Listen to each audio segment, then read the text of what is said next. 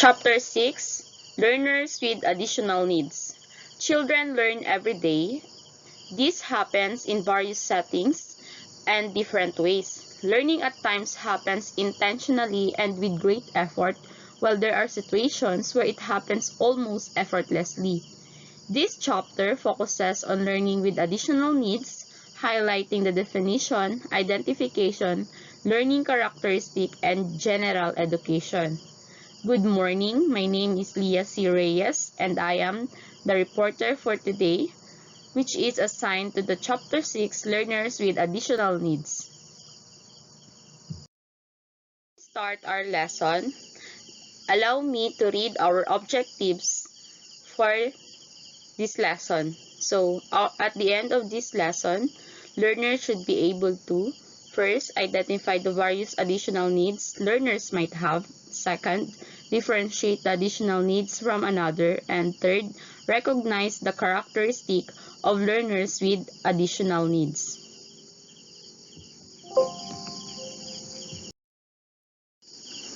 Number 1, learners with or learners who are gifted and talented.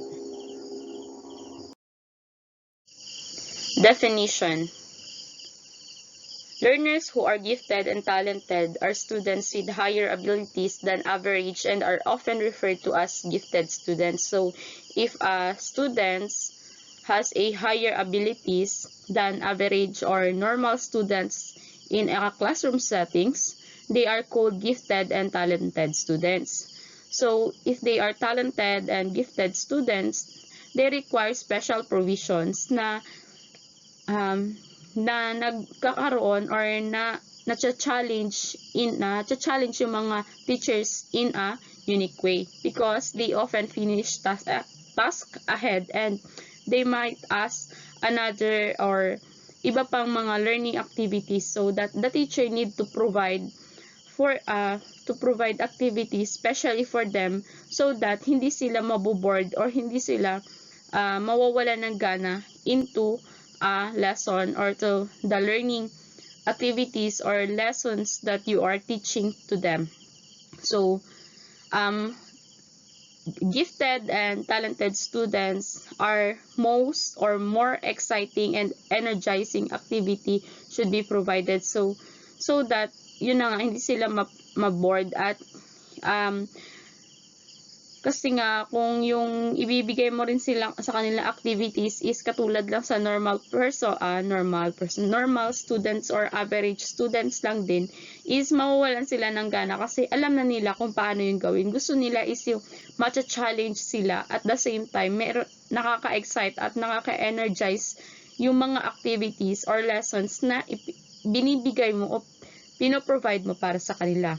So, pag sinabi naman natin gifted students, ito yung mga estudyante na has a extraordinary abilities in a various academic areas, whereas gifted students excel in academics areas such as the subjects that we have when we are in elementary or high school or even high school na nag-excel tayo sa academic, not only in elementary or in high school, it can also meron din to siya sa college. So, talented naman or talented students focuses on students with extraordinary abilities in a specific area. Kung yung gifted student ay nakafocus siya sa nag-excel siya sa academic areas, ito namang talented students ay extraordinary abilities in a specific area. Ibig sabihin na sa isang specific siya. So, for example, ang teacher is nagpagawa ng activity or ng project sa MAPE or sa TLE man yan, ng creative artworks. Yung mga talented students or yung mga estudyante na ito, ay dito sila nag-excel. Ibig sabihin, mas excellent sila pagdating sa mga ganitong area kasi doon sila nandoon yung talent nila or nandoon yung passion nila. So, that is gifted and talented students. So, according to Gardner in 1993, intelligence is multifaceted. So, first, let us define first what is intelligence. Kapag naririnig ba natin yung salita, ang word na intelligence, ano yung una nating naiisip? So, ang una nating naiisip is yung concept ng IQ testing. Yung una nating naiisip pag nagtanong sa atin kung ano ba yung intelligence. So, ang intelligence is often defined as our intellectual potential, something we are born with or something that can be measured, and a capacity that is difficult to change. Yun yung ibig sabihin ng intelligence. So, Gardner suggested that there are multiple different types of intelligence that may exist. So, he differentiated it into 8 categories, or it has 8 types. First, in the picture you will see, or in the chart you can see there. First is the visual, logical, body kinesthetic, musical, interpersonal, and intrapersonal, and naturalistic. So, let us define first what is visual or spatial intelligence. Yung visual or spatial intelligence, ito yung mga people who are strong in visual spatial intelligence, are good at visualizing things. These individuals are often good with direction as well as maps, charts, videos, and pictures. Dito sila nag-excel. Ibig sabihin ng visual ay yung makita lang nila sa mata nila yung mga charts or yung mga pictures is natatandaan na agad nila yun. So, magaling sila sa visual. So, second, we have here a linguistic or verbal intelligence. Ito yung these learners or these people who are strong in linguistic verbal intelligence are able to use words well, both when writing or speaking. These individuals are typically very good at writing stories, memorizing information, and reading. So, yung linguistic verbal intelligence naman, magaling silang magsulat at magaling rin silang when it comes to verbal or into communication. Ibig sabihin, they have both writing and communicating or verbal language. So, the third one is, we have here the logical or mathematical intelligence. Ito naman yung mga people or learners who are strong in logical, mathematical intelligence, are good at reasoning, recognizing patterns, and logically analyzing problems. These individuals tend to think conceptually about numbers, relationships, and patterns. So, these students are excellent in analyzing problems and mathematical operations. So, ibig sabihin na pag logic siya, magaling siyang mag-isip ng mga problema, mas madali siyang mag-analyze. So, we have here the number 4 is bodily kinesthetic intelligence. Pag bodily kinesthetic intelligence naman, ito yung mga tao na ito yung mga learners or people na said to be good at body movement, performing actions, and physical control. People who are strong in this area tend to have excellent hand-eye coordination and dexterity. So, yung bodily kinesthetic intelligence, yung way ng pag-move nila ng body, yung body movement nila is excellent. So, at nakaka-perform sila ng maayos, katulad ng these learners are very good in sports. Yung physical movement nila and motor control is excellent. Yung mga students or learners na ito is yung mga skilled at dancing and sports. Nag-enjoy sila when things in his or her hands, yung mayroon silang ano sa kamay. Tapos yung excellent din sila sa physical coordination. So, next we have here musical intelligence. Pag sinabi naman natin musical, from the word musical, music, they are good at thinking in patterns, rhythm, and sounds, anything with when it comes to music. So they have strong appreciation for music and are often good at musical composition and performance. Ito yung mga learners or people na magagaling sa pagdating sa musical composition and performance. They always enjoy singing, recognize musical patterns easily, at madali silang matuto when it comes to music. So, next, we have here number 6, interpersonal intelligence. Interpersonal intelligence are good at understanding and interacting with other people. These individuals are skilled at assessing the emotions, motivations, desires, and intentions of those around them. So, they are easy to understand and relate to other people's feelings or emotions. Ito yung kaya niyang they understand easily na kaya kanilang they understands you kung saan ka ba nanggagaling or nagmumula. Parang kaya nilang these people or these learners know how to be in your shoes. Yung kaya nilang ilagay yung sarili nila or yung ilagay yung sarili na sa nararamdaman mo, ganyan. So, number 7, interpersonal intelligence naman is are good at being aware of their emotional states, feeling, and motivations. They are tend to enjoy self-reflection and analysis, including daydreaming, exploring relationship with others, and assessing their personal strengths. At ito naman yung mga tao na they are good and aware sila sa mga emotions na nararamdaman nila. These are the ito yung mga learners or persons na na-analyze nila yung strength and weaknesses nila, and also they enjoy analyzing theories and ideas. So last, we have here a naturalistic intelligence. Naturalistic intelligence naman, ito yung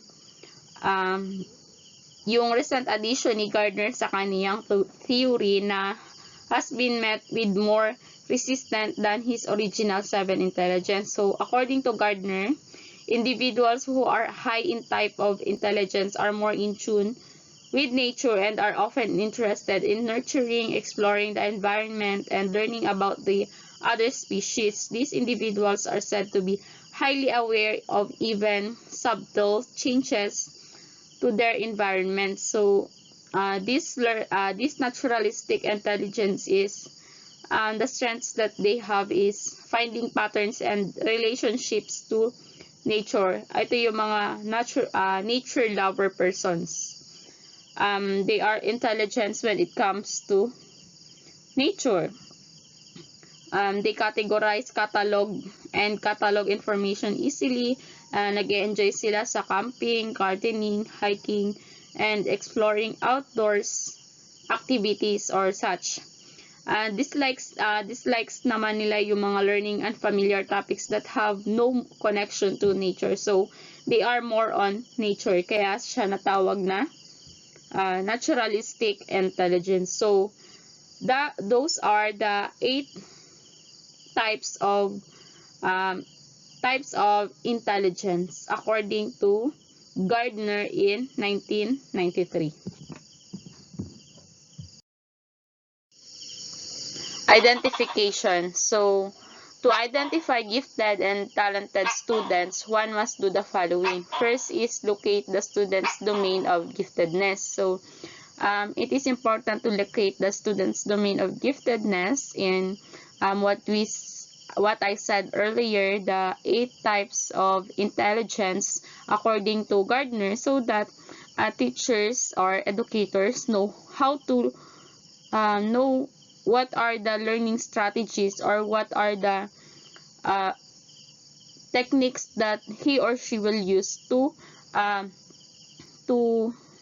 cater this students or learners who has giftedness. And second, describe the student's level of giftedness. So, yung student's level niya ba is nasa level 1 ba siya, level 2, or level 3? Para accurate yung pagbibigay mo ng mga learning activities and upang sa ganun is accurate sa kanila. Ganun din sa sa pag-describe ng talent, describe the student's level of talent. So these three is important so that teachers know how to yung alam nila kung paano nila ituturo yung lessons nila na hindi maboboard itong mga gifted and talented students na ito at hindi sila mapag-iiwanan or hindi sila maisasantabi sa mga average students. So everyone is makikater ng teacher, and the discrimination ay hindi mangyayari sa klase or sa pagtuturo ng isang guro. So, learning characteristics of gifted and talented students. Get bored easily. So, yung mga estudyante na gifted and talented students ay mabilis silang maboard, lalo na kung alam na nila yung tinuturo ng teachers or para sa kanila is basic lang yun, ganyan. So, second is can retain and recall information. Those students who are gifted and talented can retain and recall information agad-agad. Hindi nila, yung pag nagtanong ka, nakakasagot agad sila. And hindi nila basta-basta nalilimutan yung mga itinuro mo. Third is excited about learning new concepts. So, they are excited about learning new concept because they feel that natitrail sila, ganyan. Independence in learning. These students, hindi nila na kailangan ng body kasi once na naturo na ng teacher is parang meron na silang idea sa lesson na yon, tapos naturuan pa or naturo ng teacher ng maayos yung lesson is hindi kumbaga parang hindi na nila kailangan ng recap ng lesson, ganyan. Independence in learning sila. Kaya nilang mag-aral kahit sila lang. Next is good comprehension of complex context. They are good in comprehension sa mga may hirap na mga konteksto. So, next is strong and well-developed imagination. Yung imagination nila is very wide, and most of them or these learners or students is they always think outside of the box. Yung magugulat ka na lang na hindi mo in-expect yung mga questions nila or yung mga sagot nila dahil yung imaginations nila sobrang lawak. Looks for new ways to do things. Hindi sila nag-i-stick sa isang paraan na ibinigay mo, kundi they look for new ways to do things so that parang china-challenge nila yung sarili nila. Next, last is often gives uncommon responses to common questions. So, ikaw na teacher na kung hindi ka sanay sa mga ganon na yung uncommon responses nila, magugulat ka talaga. So, the teachers is natitrill sila or nabibigyan sila ng na-challenge sila in a unique way. So, teachers before teaching or bago sila magturo ay dapat naaral nila yung lesson nila so that when those learners or student ask question or uncommon questions at nag-response ganyan, ay masasagot nila at hindi sila yung maglo-loading pa. So, those are the learning characteristics of gifted and talented students. General education adaptation. Learners who are gifted and talented usually get bored since they master the concept taught in class. one thing that is common among gifted students is that they are very inquisitive or matanong sila masyado. Fulfilling their instructional needs may be challenging tasks. These are some suggested strategies for teaching gifted students. So, first, teachers may give enrichment exercises that will allow learners to study the same topic at a more advanced level. So, teachers, magbibigay siya ng mga pinagyamang exercises para sa mga learners at nang ma-study na nila ito. Pero ang pagbibigay ng teachers ng lessons na ito or ng mga enrichment exercises ay more advanced level than average learners. So, next is acceleration can let students who are gifted and talented can move at their pace, thus resulting at times in completing 2 grades level in one school year. So, because of this, nagkakaroon ng acceleration sa mga estudyanteng gifted and talented. So, halimbawa, this year ay Kinder 1 sila, they can complete in 2 grade level in 1 year. So, halimbawa, na-complete Kinder 1 sila ngayon, then, nag-aral sila at the same time, makukomplete nila yung dalawa pang grade level for Kinder 1 at Kinder 2. So, na-accelerate agad siya next school year in grade 1 or na-promote agad siya bilang grade 1. So, next is open-minded activities with no right or wrong answers can be provided, emphasizing and divergent thinking wherein there are more possibilities than predetermined answers. Number 2, learners with difficulty seeing.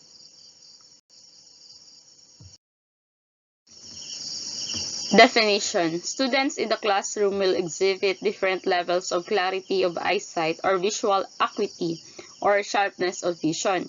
They may some students hampered or restricted vision. Learners with difficulty seeing are those with issues regarding sight that interfere with academics. The definition from Individuals with Disability Evaluation Act, or also known as IDEA, states that an impairment in vision that, even with correction, adversely affect a child's educational performance, which includes both partial sight and blindness. It means that kahit yung mga may problema sa vision or may impairment sila into vision, kahit na i-correct na ito or kahit na gamitan nila ng eyeglasses or whatsoever to correct their eyesights, ay meron pa rin itong epekto sa academic performance nila. Whether it is partial lang yung pagiging bulag nila or totally blind sila. So, the students may need to have their eyesight corrected by wearing glasses or other optical devices. So, para makorek yung eyesight ng mga learners na to or to correct the eyesight of these students, they need to wear eyeglasses and other optical devices. Other optical devices, some or others wear contact lenses that is also na para rin siyang glasses. Ang kagandahan lang sa contact lenses to correct the eyesight of those who have impairment in vision is hindi na malalaglag sa mukha nila or kailangan nilang ayusin simultaneously. Learners with difficulty seeing often have physical signs such as crossed eyes, squinting, and eyes that turn outwards. These physical signs are not new to us, or I know some or most of us already encountered these physical signs that learners with difficulty seeing. So, next is, they may also have a clumsy, usually bumping into objects which causes them to fall down. So, learners with difficulty seeing are clumsy. Ibig sabihin nito ay lagi silang malamya sila gumalaw at lagi silang nakakalaglag ng mga bagay-bagay na nahawakan nila or lagi silang natutumba dahil nga malabo yung kanilang paningin or mahirap para sa kanila ang makakita. So, next is they like to sit near the visual aids. So, these learners like to sit near the visual aids for them to see the visual aids. Hindi na sila mahirapan kaya sa harap sila umupo. Because students with difficulty seeing sit when they sit at the back of the class or at the middle of the class, they can see what are those written in the visual aids or what are those written or passkilled in the board. Next, they may also show poor eye-hand coordination. This poor eye-hand coordination is yung akala nila na abot na nila yung sa right side. Halimbawa, yung bottle is nasa left side at inaabot nila ito through the right side. Ibig sabihin, poor eye-hand coordination. Hindi nagka-coordinate yung eye and hand nung mga learners with difficulty in seeing. Next is their handwriting or poor performance on sporting activities. Next is poor academic performance as these students might have difficulty reading as well as writing. So, dahil meron yung mga estudyante nito ay mahirap silang magbasa at hirap din silang magsulat. Ito ay nakakaapekto sa kanilang academic performance. So, these students or these learners who has difficulty seeing needs na mapukosan sila para hindi maging hindrance yung difficulty in seeing or this impairment for them to learn. So next we have here good visual ability is critical in learning. And visual impairments, whether mild, moderate, or severe, affect the student's ability to participate in normal classroom activities. So, sabi dito, even though the impairment is mild, moderate, or even if it is severe, nakaka-apekto pa rin siya sa students' activity or on how students participate in the normal classroom activities. Kasi nga, dahil meron silang impairments is mayroon hindrance na nararanasan sila para sila ay matuto. Restricted ways to learn incidentally from their surroundings. Hindi from katulad ng mga normal learners or average learners na natututo na they learn incidentally from their surroundings, samantalang yung mga may mga seeing impairment ay hindi sila natututo incidentally, katulad ng yung parang biglaan nilang nabasa yung mga posters na nakapaskil dyan sa mga board or sa yung mga babasahin na mababasa mo na kahit saan is makikita mo siya. Other senses are used to acquire knowledge. So, limited ability to explore the environment, low motivation to discover is present. So, these students who has learning, who has seeing impairments or visual impairments na need to focus. Katulad ng sabi ko kanina ay kailangan nilang mafokusan or kailangan nila ng special treatment or additional treatment rather than those average or normal students kasi nga sila ay mayroong impairment.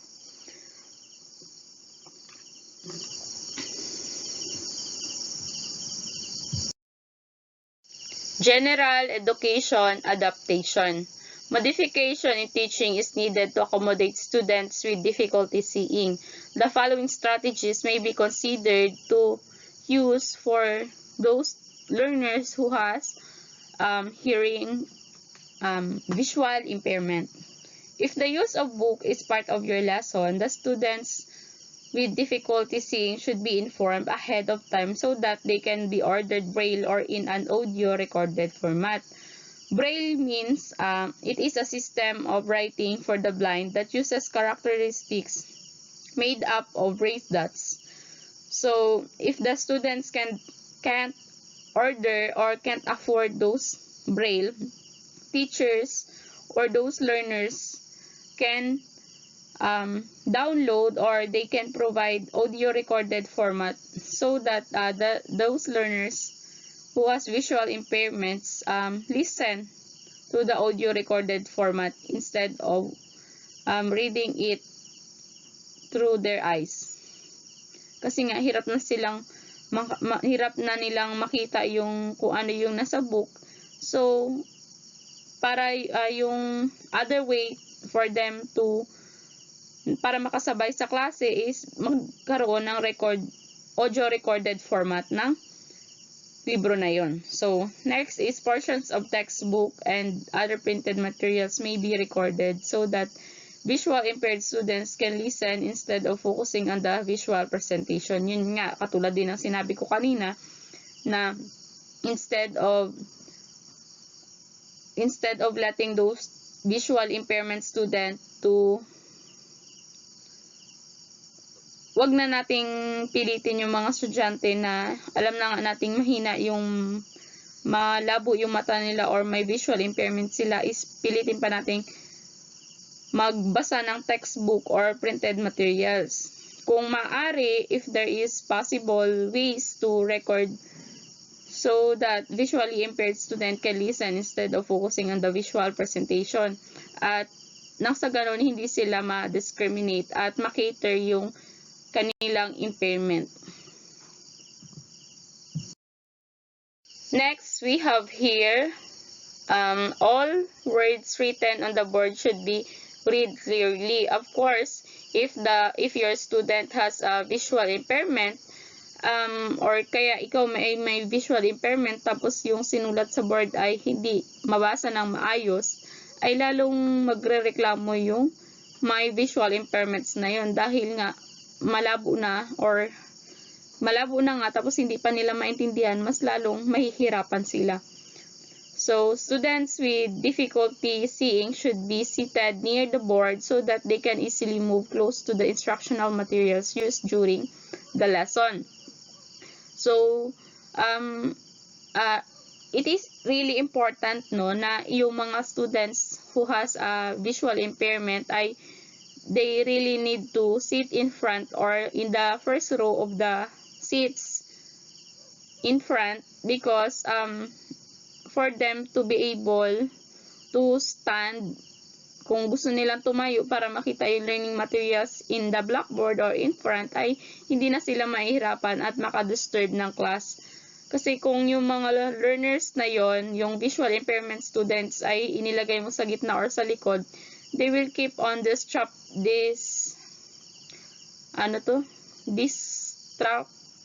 nadidistract nila yung klase at kadalasan is nagkakos ito ng ingay at hindi na makafocus yung estudyante kasi nga tayo upo na lang siya. So para maiwasan yung ganong scenario, students who has visual impairments should be seated near the board or seated in front. So next we have here body can be assigned to a student with difficulty seeing as needed. This can be crucial to assist in the mobility of the student, such as going to other places in school during the day. So if the student has a visual impairment, body students or yung body, if it is necessary, you can assign a body for that certain learners para hindi na siya mahirapan maghanap kung meron man siyang hanaping mga places in the, doon sa school premises.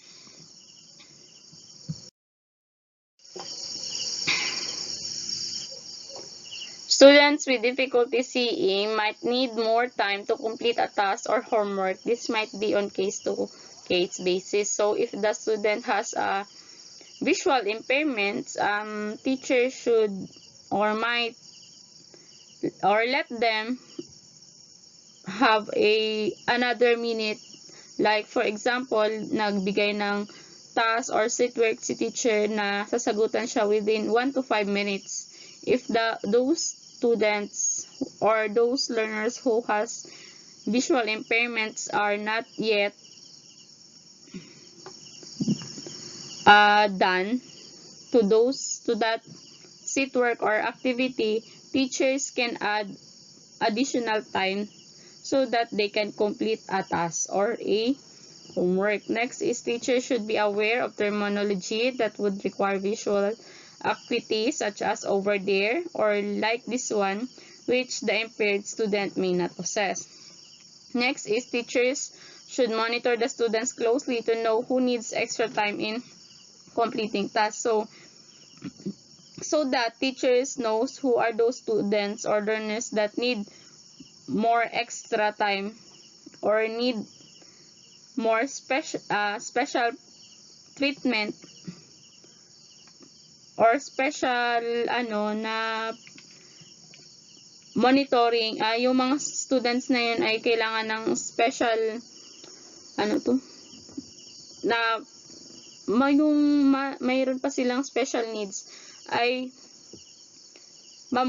dapat i-monitor ng teacher para naman malaman ng teacher kung sino pa ba ang bibigyan sa kanila ng extra time in completing task. Kasi pag yung teacher is hindi niya ito ginawa, maaari yung mga students or learners na may visual impairments ay mahirapan sila sa pag-complete ng task kung hindi sila nabigyan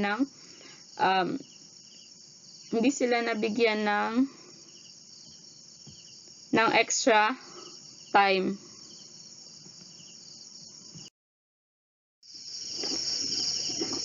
Number 3, learners with difficulty hearing.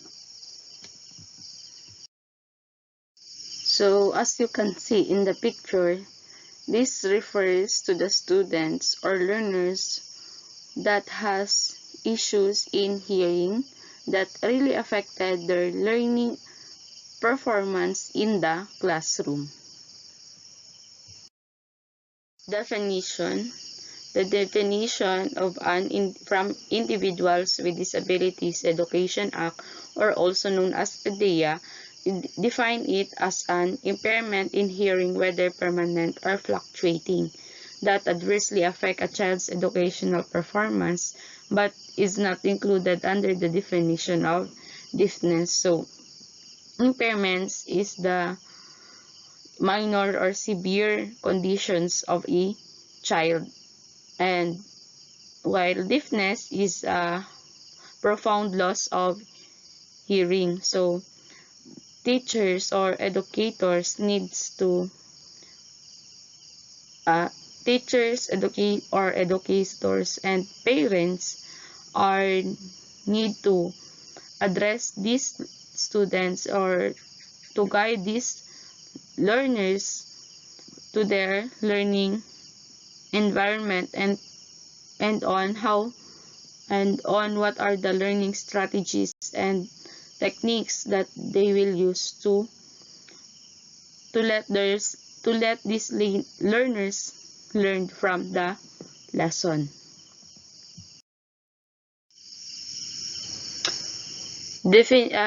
Deafness is considered when hearing loss is above 90 decibels, while if it is below 90 decibels, it is called hearing impairment. So, the main challenge of hearing impaired student is communication, since most of them varying ways of communication. Here, students is very challenged. They are very challenging when it comes to communication because they cannot listen or they cannot hear you properly because of their hearing impairedness. So, because of this, dahil mahina yung kanilang pandinig or may problema sila sa kanilang pandinig, ay nakakaapekto ito sa kanilang learning progress or sa kanilang pagkatuto sa eskwelahan. Maybe or without them knowing, nakaka-skip na pala sila ng information ng information na hindi nila alam sa klase. And because of this hearing impairment, instructions or communication is very challenging for them kasi hindi nila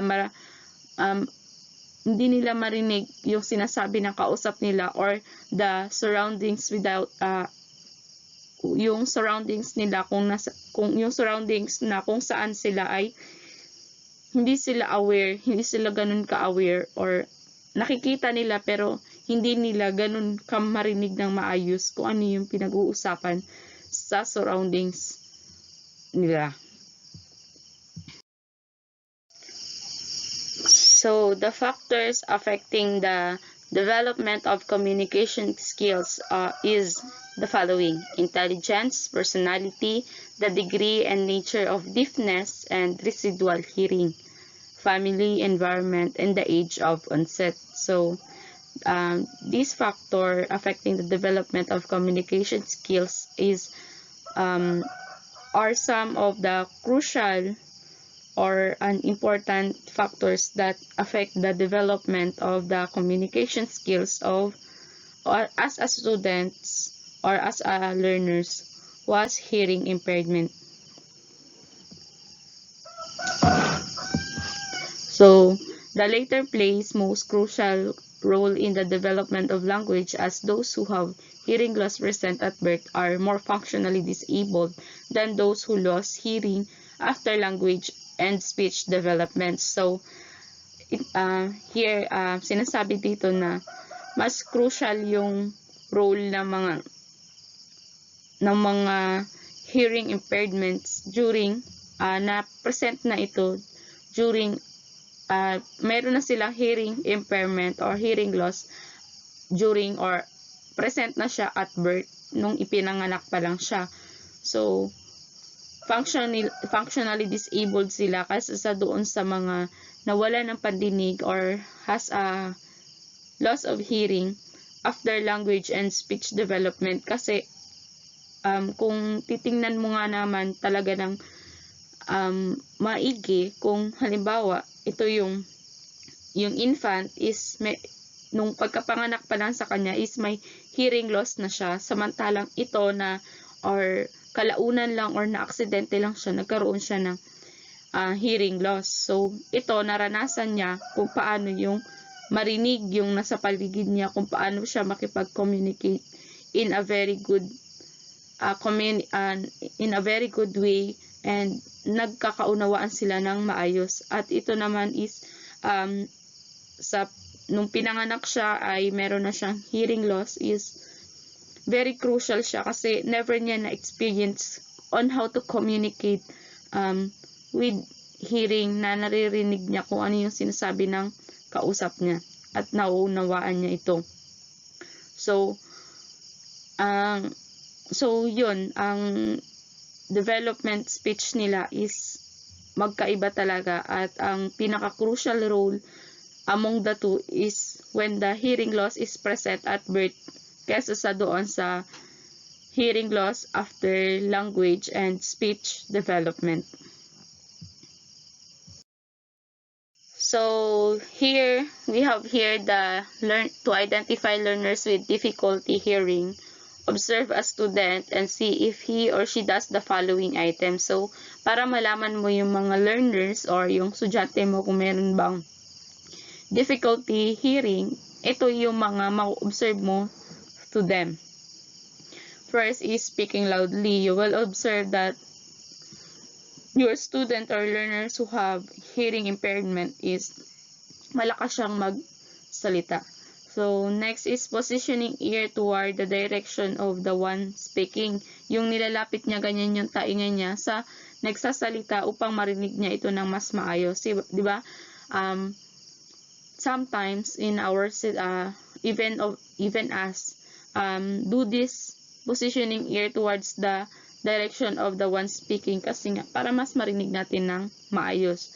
So, hindi lang mang hearing impairment yung nakakagawa nito or nakakaranas nito. So, sometimes even those normal students or those don't have hearing impairment. Pero ito ay syempre nakikita or na ginagawa rin ng mga bata or estudyante na merong difficulty in hearing. So, third one is asking for information to be repeated again and again.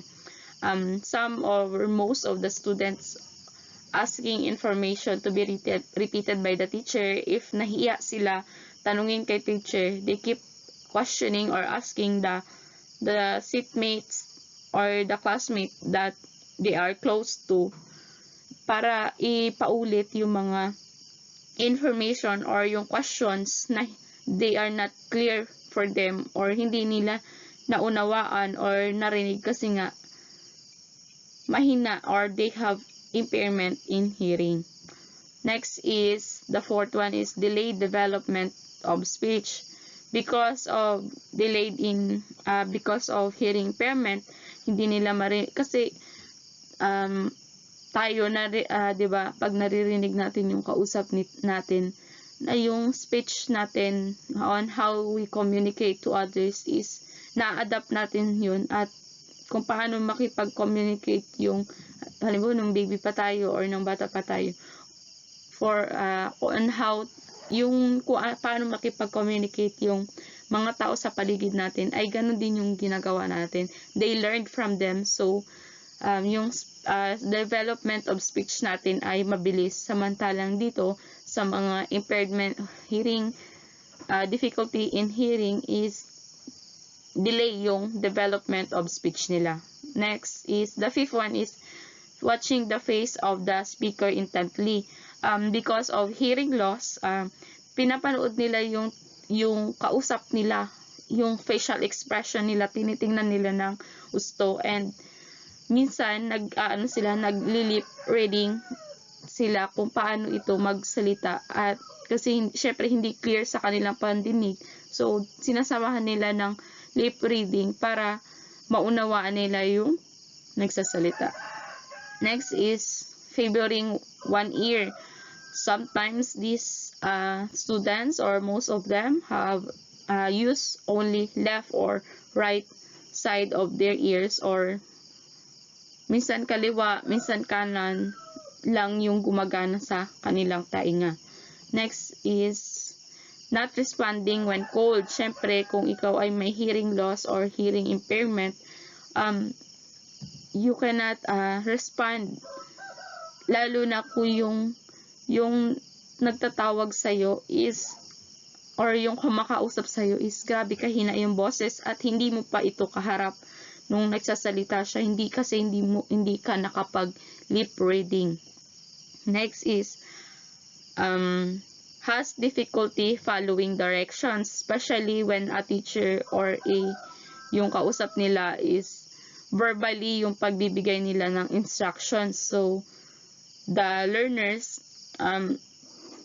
has a difficulty following the direction. So teacher should write it on the board or paste it in the board for those learners na merong hearing impairment, so that if hindi nila narinig or the directions is not clear for them, para hindi sila magtanong at ma-follow nila yung directions ng maayos, is ilagay mo na lang sa board, isulat mo na lang, or kung meron kang printed ng directions mo is i-paste mo na lang sa board, because it is very necessary for those students who has hearing impairments.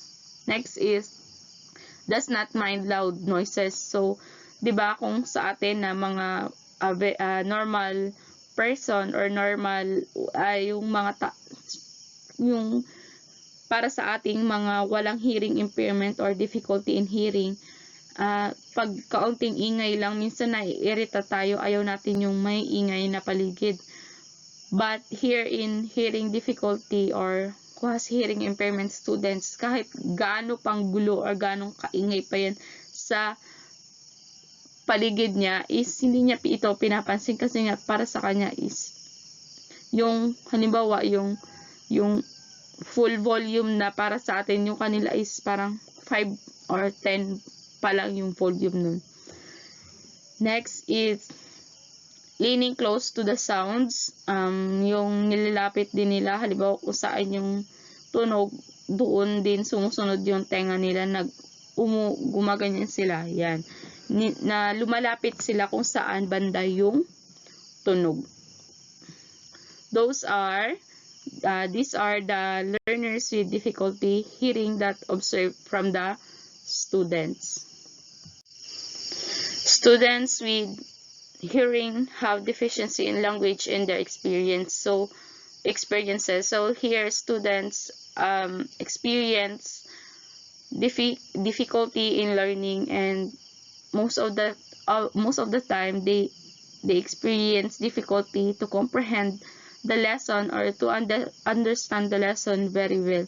Because of this, this might hinder their learning creativity or learning productivity inside or outside the classroom or the learning premises.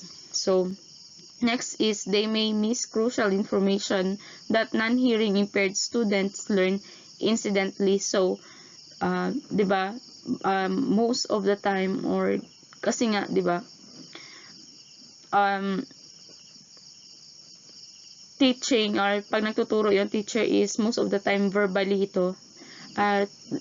Ito yung difficulty ito for those who have hearing impairment or difficulty in hearing, because of the information na natuturo na ng mga estudyante na wala namang problema sa pandinig, is na natutunan nila incidentally lang. Halimbawa, narinig nila sa classmate nila, narinig nila sa prof nila or sa teachers nila, yung learning na yun is sila lang yung naka-gain ng learning kasi incidentally lang naman nila itong natutunan. Samantalang yung mga hearing impairment is wala nun kasi nga hindi nila marinig yung mga pinag-uusapan or yung mga tinuturo, because they need to focus. Kasi kung halimbawa may ginagawa yung normal students, tapos incidentally niya lang narinig yung mga learning na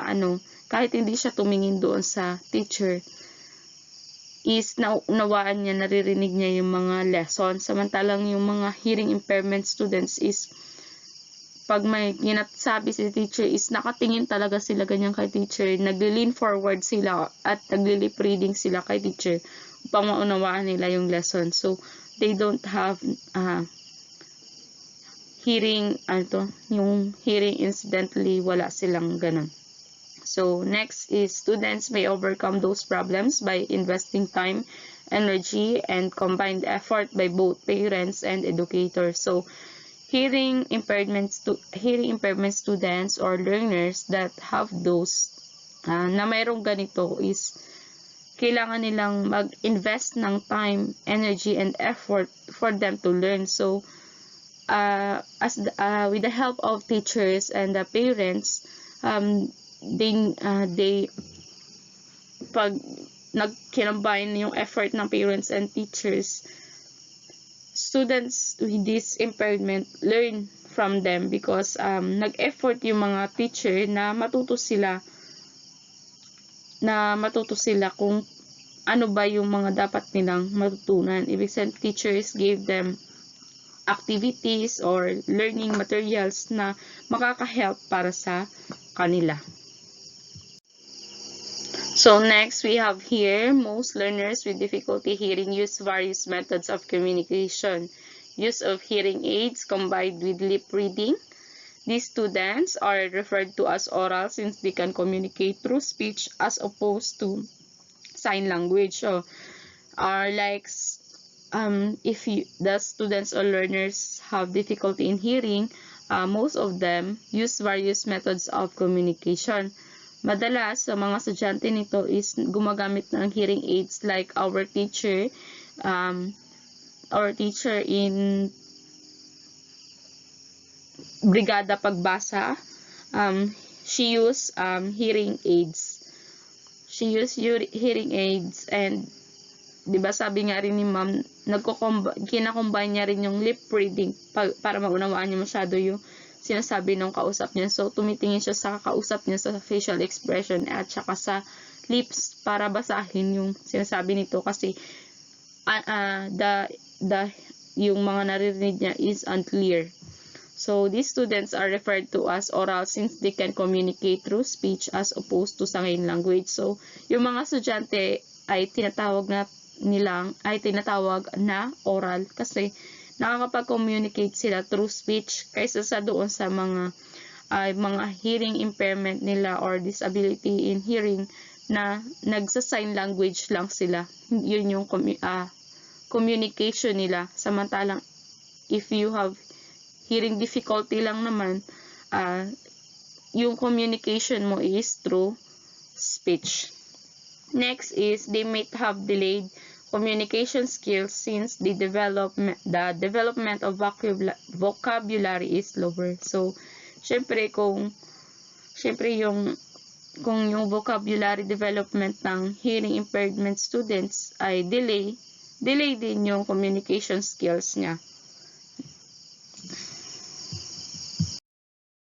Next, let us proceed to the general education adaptation of hearing impairment or difficulty in hearing. So, these are other ways to adapt to hearing impaired students. Kung paano tayo makipag-communicate or paano tayo makipag-interact or how are we going to teach these students who has hearing impairment or difficulty in hearing. So, first, teachers should help students with difficulty hearing to use the residual hearing they may have. So, if the students have hearing aids, teachers will let them use those hearing aids. And kung ano naman, tuturuan ng teacher kung paano mag-lip reading or unti-unti ay ituturo ng teacher on how to lip reading in a easy way at sa madaling paraan. Minsan kasi yung mga hearing impairment students na to is nahihirapan din silang mag-lip reading because of nahihiya sila kasi baka isipin nila na baka tinititigan nila yung teacher or ganyan, baka ma-conscious yung kausap nila kasi nagli-lip reading, ganyan. Baka isipin nung binabasa nilang lips pag nagsasalita ay baka sabihin na tinititigan sila sa lips, ganyan. So, next is, the second one is teachers should help students develop the ability for speech reading or watching other lips, mouth, and expressions. So, yun nasabi ko na rin kanina na teachers help students develop the ability for speech reading or watching lips, mouth, and expressions for them to cope up in the lessons, na makasabay sila sa lesson, and the difficulty is lessen at upang sa ganun is makasabay sila ng maayos sa lesson at they comprehend the learning and they learn very well in the lesson through the help of this.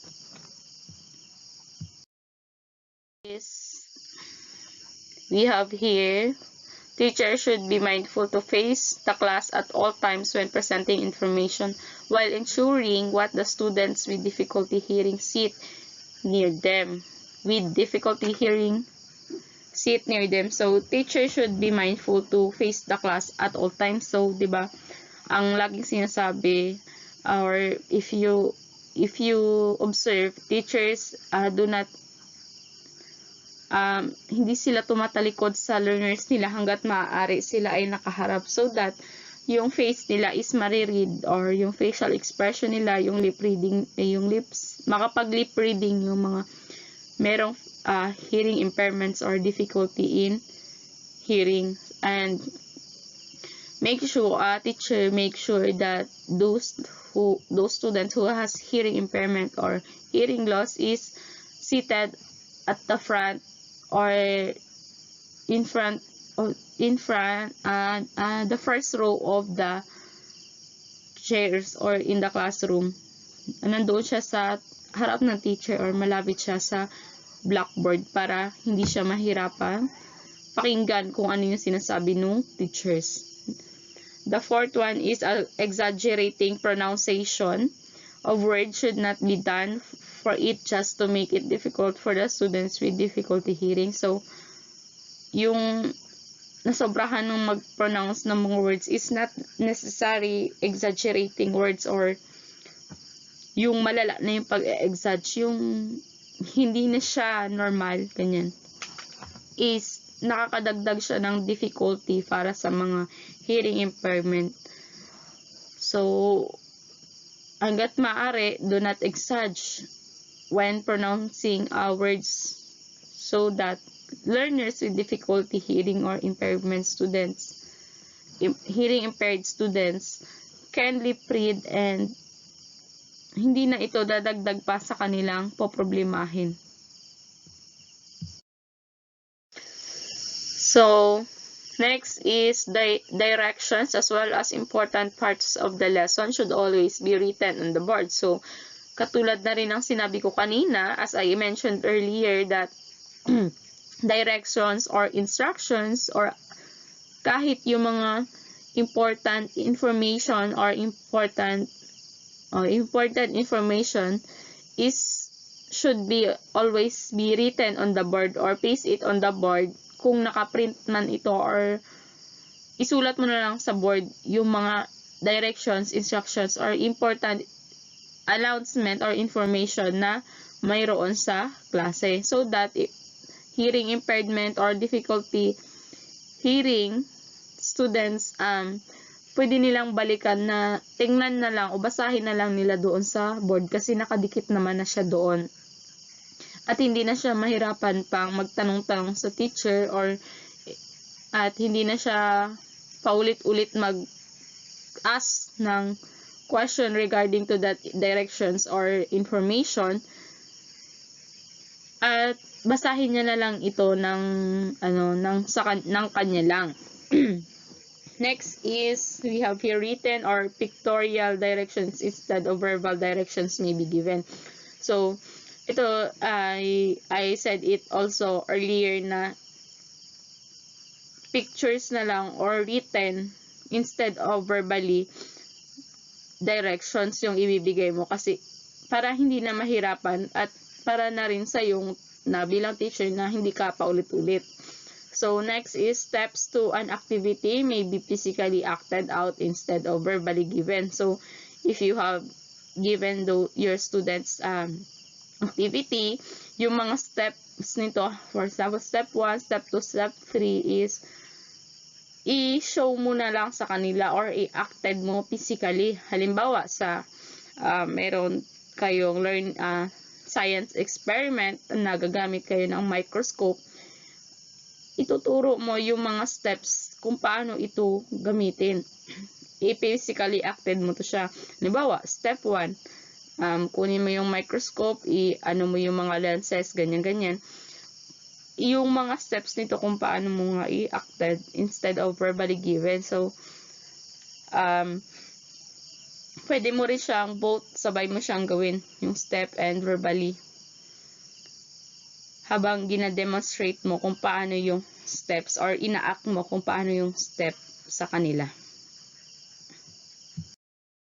So, here, a variety of multi-sensory activities should be given to allow the students to focus on their learning strengths. So, multi-sensory, ibig sabihin maraming ibig sabihin madami, di ba? Multiple sensory activities yung ibigay mo para ma-allow yung students to focus on their own, to their learning strengths. Halimbawa, sense of touch, sense of hearing, sense of sight, yung mga activities na ibibigay mo, hindi lang nakapokus siya sa isang senses lang, katulad ng verbal, ganyan. Sense of hearing lang or through speaking ka lang nagbibigay ng mga activities. Para ma-cater mo yung mga strengths ng mga students mo. Next is teachers should be more patient when waiting to hear a response from hearing impaired students, which may take longer than usual. Kasi teachers, the patience of this of teachers ay na ano talaga no, na susukat. Dapat yung patient na teacher is mahaba talaga kasi yung lalo na yung mga hearing impairment students natin is hindi nila agad naririnig. So hindi pag nag-ask ka ng question sa kanila is matagal hindi pa ganun nagpapasok or nagsisink in yung mga sinasabi mo sa kanila, hindi pa nila nauunawaan masyado or narinig. Bago nila marinig is late na, ganyan. So may iba talaga na it takes 5 minutes bago nila marinig, ganyan, ilang ulit na nilang tanungin. So tapos bago ang pagsagot nila is matagal pa, abutin pa ulit ng another 5 minutes before they respond to your question. So teachers should always be patient. We are number 4, the learning with difficulty communicating. Some learners observe difficulty communicating either verbally or expressing their ideas and needs, or in understanding what others are saying. Some may have, yung iba dito ay clinical diagnosis of disability, while others naman ay display developmental delays and difficulty in the speech and language domain. So to have clearer understanding, we will understand, or we will dig deeper into this learners with difficulty communicating. So let's proceed. As you can see in the picture, learning difficulty in communications. Learners who have difficulty in communications really affect their learning in school, in the classroom. Kasi because the physiological development nila is delay, and some of those students ay bulol, ganyan, tapos yung iba naman ay uutal-utal pang magsalita. First, let us know first the definition, the types of communication impairment and disorder. So communication is the interactive exchange of information, ideas, feelings, needs, and desires between among people by Hayward 2013. So it is used to serve as function, particularly to narrate, explain, inform, request, and express feelings and opinions. So alam na natin kung what is communication. Ito yung exchange information, ideas, and needs, or how we communicate or interact with our peers or to our loved ones. We communicate our emotions, we communicate the information, the ideas, the feelings, at yung needs natin sa kanila ay para maunawaan nila or para marinig nila is we communicate to them para malaman nila kung ano yung mga nararamdaman natin or yung mga informations na meron tayo. Speech and language. There are differences between speech and language. So yung speech is an expression of language with sound or oral production. So speech is produced through precise physiological and neuromuscular coordination such as respiration, phonation, articulation. So yung respiration, act of breathing. Phonation naman is a production of sounds by the larynx and vocal folds. Yung articulation is used lips, tongue, teeth, and hearts, and soft palates of speak. Ibig sabihin yung pamamaraan natin kung paano tayo mag-produce ng ating speech. So, language naman is a formalized code used by a group of people to communicate with one another that is primarily arbitrary by Hayward 2013. So, people decide on symbols, their corresponding meaning, and rules that make of a language. So, ito yung mga group of people na nagde-decide sila sa symbols na may ibig sabihin. Halimbawa, the shape is there is round shape. Ano yung halimbawa yung symbol na yun is circle or round. Ano yung nagre-represent nun? Ano yung meaning nun? Halimbawa, unity, ganyan. Yung may mga nagkahawak kamay, ganyan, unity. So, yun yung napag-decision ng people na people na ang pag ganong nakita nila is unity agad yan. Yung mga symbols na ganyan. Halimbawa, the color blue for them, it is serenity, yung payapa, ganyan for them. Samantalang iba naman, pag nakakita sila ng blue color, it is represents for them a loneliness. So that is speech and language. There are 5 components of language. First, we have here a phonology, morphology, syntax, semantics, and pragmatics. So, phonology. Phonology is a sound system of language. A phoneme is the smallest unit of sounds within a language. So, yung phonology is smallest sounds within a language. For example, dog, the word dog is equal to, yung phonology niya, yung phoneme is d, o, g. Ganyan. Yung hinihiwa-hiwalay siya yung phonemes niya. Dog, ganyan, pagbasa. Ito rin yung phonology is it helps you to, ito yung nakakatulong din sa mga estudyante natin on how to read using phonology. Another example we have here, beans. Beans, ganyan yung phonology. Samantala, ang morphology naman is a smallest unit of language that has meaning and which are used to combine words. Sound, syllables, or whole words are example of morphemes. So, example is water. Yung morphology naman is yung pagbaybay sa Tagalog. Halimbawa, tubig or water sa English, water. Wa plus ter is water. Ibig sabihin kung yung phonology is isang sounds lang, yung morphology is dalawa na siya. Pinagsama na yung dalawang sounds na yon at makakabuo ka na ng morphemes ang tawag dyan. Next is another example is inferno. Pag hinati-hati mo or binaybay mo yung inferno is in plus fer plus no is inferno. That is morphology.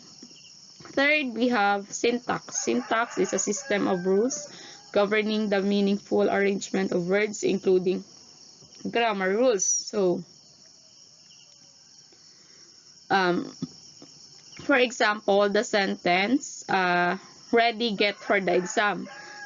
Ito ay does not make sense until arranged in the right sentences as get ready for the exam. So, syntax is, we use grammar rules to arrange, or the system of rules governing the meaningful arrangement of words, including grammar rules, yung syntax. Next, number 4, semantics. Semantics naman, it is a meaning associated without words and combination of words in language. Vocabulary, concept, development, connotative meaning of words and categories. So, number 5 is pragmatics. Pragmatics revolves around the social use of language, knowing what, when, and how to communicate and use language in specific contexts. There are 3 kinds of pragmatic skills. First is using language for different purposes, or narrating, explaining, requesting, etc. Ito yung those are using language of different purposes. Number 2 is changing language according to context. So, it is talking to peer as compared to speaking to a well-respected professor. So, ibig sabihin yung changing language according to context. Halimbawa, kung yung kausap mo is friend mo lang, yung paraan ng pananalita mo sa kanya is informal, ganyan.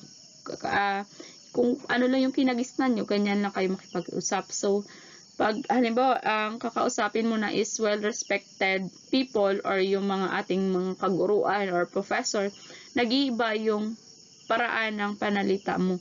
Ibig sabihin, formal ka na makipag-usap sa kanila at yung respeto ay ando doon. So, yung pananalita mo is maingat kang magsalita, ganyan. Third is following rules for conversation and storytelling. Taking turns, rephrasing when unclear, how to use facial expression and eye contact. So, alam naman na natin kung ano yan siya. So, those are the three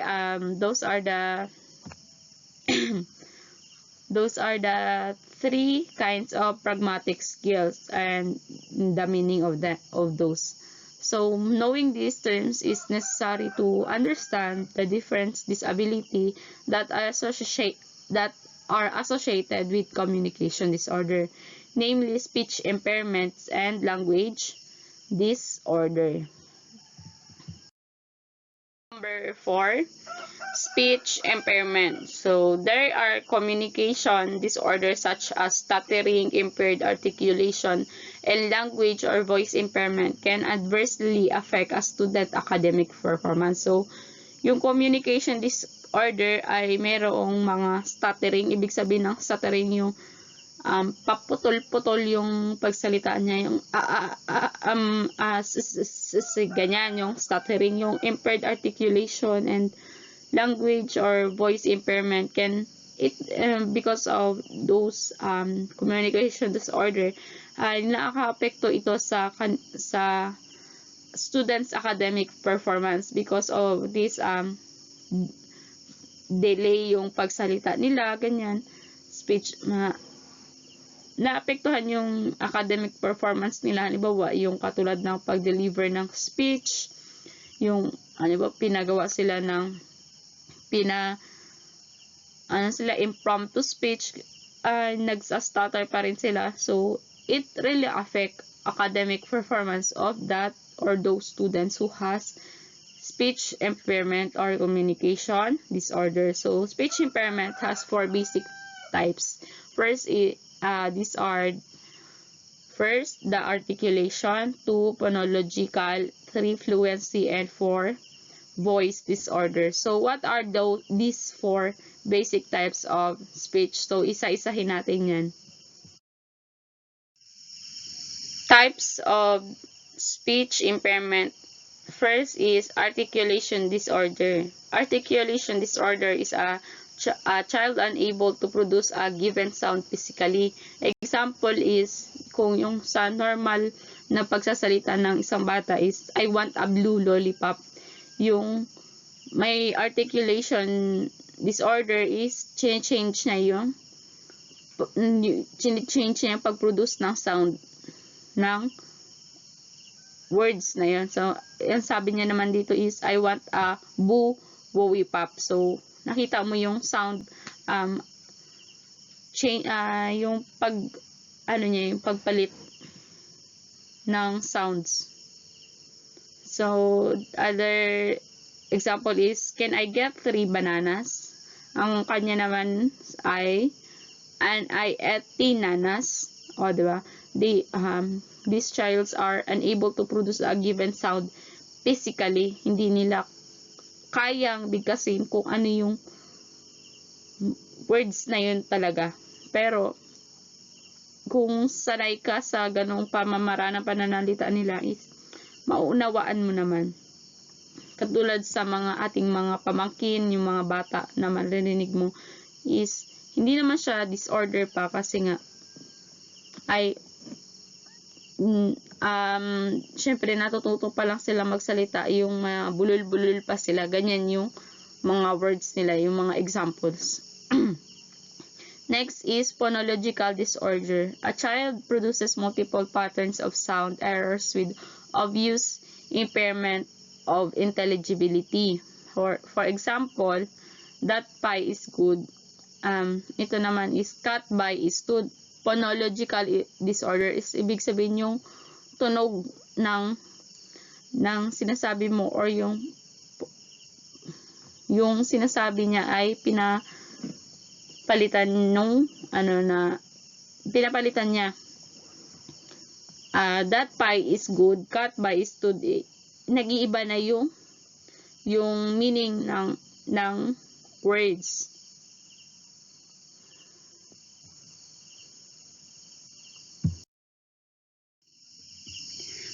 The third one we have here, fluency disorder. Fluency disorder is difficulty of a child with the rhythm and timing of speech. Stuttering is an example marked by rapid-fire repetitions of consonant or vowel sounds, especially at the beginning of words, prolongations, and complete verbal blocks. Ramming and Shanes, 2006, cited in Gargilo, 2012. So, fluency disorder, ibig sabihin yung pagsa-stutter niya or yung pagpoprolong at yung pagkakaroon ng repetitions. Yun yung fluency disorder. For example, yung sa blocks is, I want a banana. Ibig sabihin yung pinapatagal nila. Prolongations naman sa I want a banana. Banana. Yung parang sa may, sa may, minions, prolongations ay yung pananalita niya. Yung repetitions naman is I want a banana. So, yun nga, yung best examples na mo siya kung sa mga palabas is yung sa may minions. Yan, ma-observe mo na this three is yung tatlo na to ay ganun magsalita yung mga minions. Fluency disorder. Number 4 is voice disorder. It is problems with the equality or use of one's voice resulting from disorder of the larynx. Voice may be excessively hoarse, breathy, or too high-pitched. Phonation disorder are breathiness, hoarseness, hypernasality, and ang pagkabigas nila is hyponasality. Number 5, the last language, language disorder. This involves problem in one or more of the 5 components of language and are often classified as expressive or receptive. So, yung language disorder ay mayroong tatlong uri. Ito yung expressive language disorder, receptive language disorder, and combination of 2. Language disorder is involved problems in one or more the 5 components of the language and are often classified as expressive or receptive, diba? So, to receive a diagnosis of language disorder, the difficulty must not be due to accompanying medical or neurological condition and other development disability, for example, intellectual disability or global developmental delays. So, what are these 3 types of language disorder? What are the meaning of this? The 3 types of language disorder is expressive language disorder, receptive language disorder, and combination of 2. First is this interferes with the production of language. A child may have a very limited vocabulary that impacts communication skills or misuse words and phrases in sentence. Yung receptive language disorder naman, this interferes with the understanding of language. A child may have difficulty understanding spoken sentences or following the directions a teachers give. Next is a combination of expressive and receptive language disorder or a combination of 2. ay some of children may have them both. May iba naman na isa lang. So that's it. The three types language of disorder.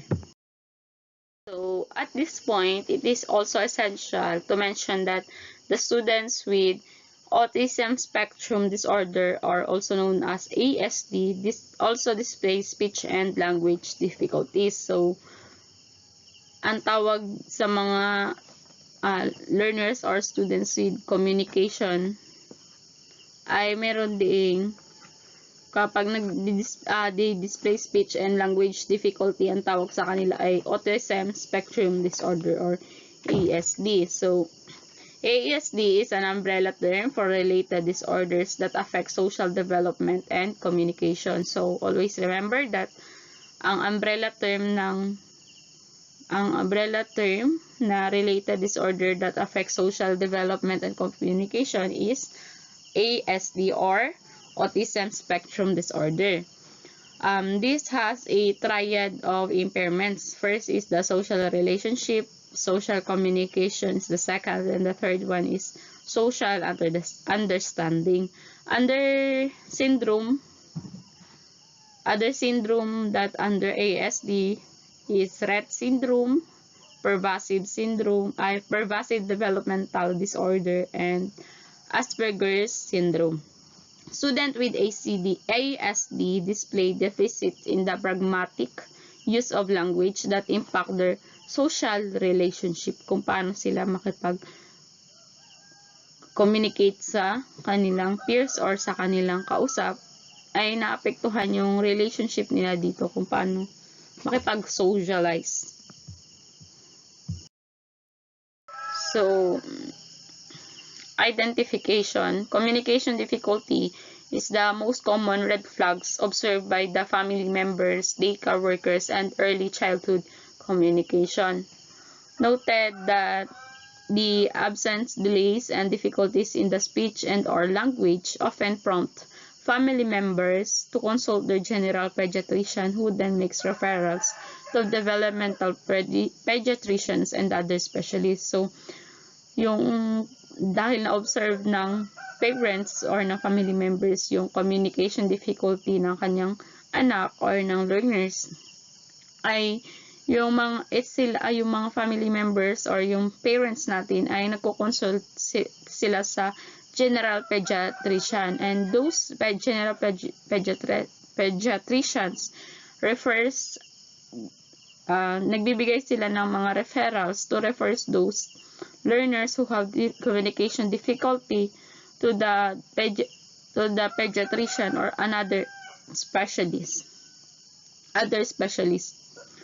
So to screen children with communication difficulties, early childhood professionals use the following: questionnaires and developmental checklists to determine the severity of the delays as compared with typical language development. Upon screening, a child may receive educational support and accommodations to help address the delays. If the difficulty is pronounced, referrals can already be made to developmental pediatrician and speech and language pathologists. At times, referrals are also made to an occupational therapist if speech difficulty is resulting from motor problems. So, here we have case history and physical examination. So, assessment always begin with case history that provides necessary background about child's birth, developmental history, health record, achievement test scores, and adjustment in school. So, specialist examines the child's oral peripheral mechanism, which includes the mouth, nothing irregularities in the tongue, lips, teeth, palate, or other structures that may affect production. So, yung case history and physical examinations, ina-assess ng mga specialists natin or ng mga pediatricians yung learners or yung students with communication difficulty. So, dito nagsisimula sila sa childbirth, yung background of childbirth para mas madaling matrace yung kasi nga case history, developmental history, health record, achievement test scores, and adjustment in school. So, ini-examine din ng mga specialists yung mga oral peripheral mechanism ng mga bata or ng mga students who has communication difficulty. Number 2, hearing. Hearing impairments need to be treated to develop speech and language skills. It is tested to determine whether an organic hearing problem is the cause of the suspected communication disorder as discussed in the previous section. So, number 3 is articulations. A child's articulation skills are assessed, which includes identifying speech errors. Katulad din ng previous section or previous slides ay nasabi ko na kung ano yung meaning ng articulation. Yung articulation is unable to produce a given sound physically. Katulad ng example ko is I want a blue lollipop. Ang sabi ng bata na merong articulation disorder is I want a boo wowie pop. So that is hearing and articulation. So, phonological awareness and processing naman is, this provides the foundation for beginning to read in young children, according to Adams 2013. Difficulties in processing sounds in language, as well as in hearing, segmenting, and identifying phonemes in words may experience problems with expressive and receptive spoken language, as well as in learning how to read. Ito yung example sa phonological kanina na a child produces multiple patterns of sound errors with obvious impairment of intelligibility. Example yung that pie is good, but the student who has phonological disorder is said that ang sinasabi niya is cat by is 2. Number 5, overall language development and vocabulary. Formal tests may be used to measure a child's overall language development and vocabulary, as these affect how well a child is able to understand and use language in spontaneous speech and academic settings. Number 6, assessment of language function. So, language is used to serve several functions such as to request, name, imitate, ask, and converse, among others. According to B.F. Skinner, Sandbridge 2007, cited in Hayward 2013, emphasize how language is used rather than the structure and form of language. So, these specialists need to assess all of these aspects to the students so that the specialists determine what are the problems or what are the difficulties or disorders that affects the learning process or learning process of the children who has difficulty in communication. So, language difficulty may also be through play-based authentic assessment, where specialists plays with the child during which spontaneous speech and verbally can be elicited. These are used to supplement assessment information gathered in clinical settings. So, observation in natural settings such as child's home or school allows the specialist to sample the child's daily activities and observe parent and child's interaction and communication as part of the holistic assessment. So, language samples and observation in natural settings, it helps the specialist to know or to track what are the learning strategies or learning activities of that child's do on the daily activities, and observe na rin kung ano yung mga ginagawa ng parents and child to interact and communicate para sa holistic assessment ng bata. So, language difficulties, as I discussed earlier, there are two types or three: expressive language difficulties and receptive language difficulties, and some students may have both of these or only one. So, children with communication disorders frequently struggle across social settings, whether at home, school, or in the other places in the community. Some of the difficulties that characterize communication. So in expressive language difficulties, these are the one that they are experiencing: limited vocabulary, incorrect grammar or syntax, expressive repetition of information, difficulty in formulating information, and difficulty constructing sentences. Samantala, ang receptive language difficulties naman is following oral directions, understanding humor or figurative language, and comprehending compound and complex sentences. And the last one is responding to questions appropriately.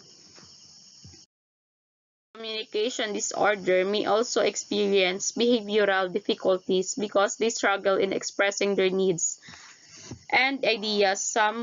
Some children resort to inappropriate behavior out of frustrations or to get the attention of significant others. So, sa mga yung mga children with communication difficulties or disorders ay halimbawa naglalaro sila ng laruan, ay imbis na magsabi sila na i-express nila yung thoughts nila, ang gagawin nila ay aagawin na lang nila, i-grab nila yung toys, or may time naman na pupukpukin nila yung kalaro nila or hahampasin nila, nagiging aggressive sila kasi they don't know how to express their thoughts. Samantalang yung mga normal children or yung mga typical type lang na children is they know how to express their thoughts. So they will say that, may I borrow your toys, can we share the toys, ganyan, or can you play with me. Nakikipag-usap sila kasi they know how to express their thoughts. Samantalang yung mga children with communication disorder ay hindi, na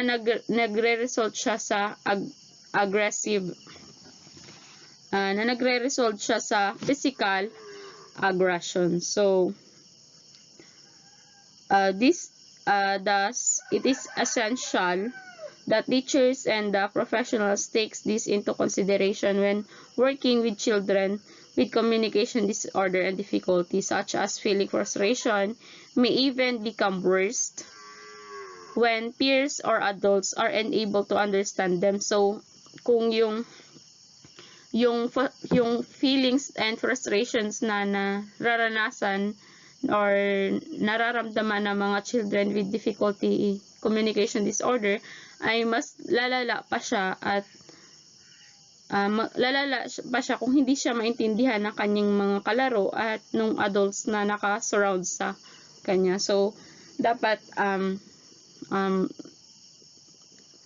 bigyang halaga or importansya yung mga nararamdaman ng mga children with communication disorder, so that it may not be worst, at kung kaya hindi siya maging malala at maagapan pa ito.